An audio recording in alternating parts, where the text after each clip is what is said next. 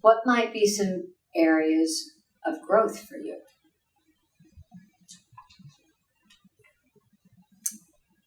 So think about two of them. One, just going into that higher level of cognitive complexity, looking at tasks that get to level 3.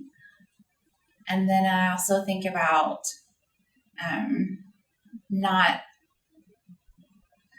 taking over the thinking for my students, letting them problem solve and reason first, before even showing or thinking aloud of my model of how I would solve it.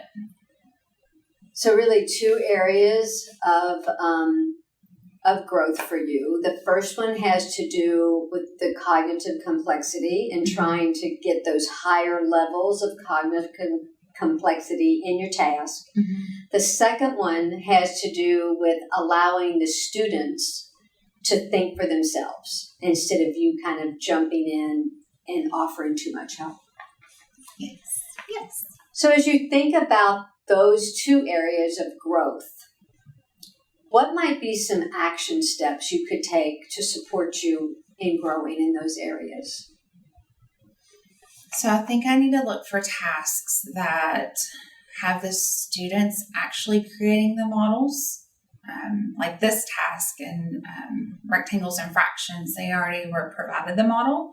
So I think to get to that level 3 or that higher level of cognitive complexity, students have to create the models. I also think, again, just not showing students my thinking and jumping in and showing them my model, but letting them experience and derive that model for themselves. So some action steps you could take. 1, looking for tasks where students have to create the model would bump up that cognitive complexity.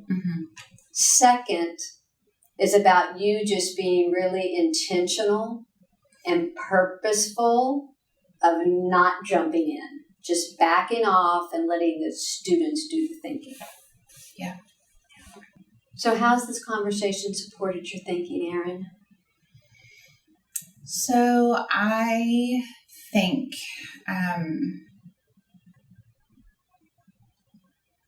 it's really made me think about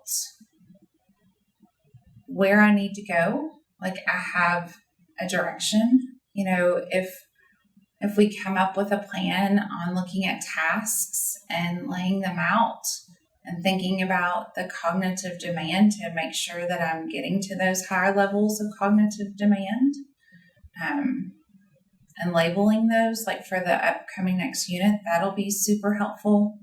And then also thinking about how I intentionally need to let the students think first and come up with the models before I show them my thinking. So giving you an opportunity to not only think about this lesson and some things you could do, but kind of looking forward, thinking about some action steps as you move forward. Yep. Thank you.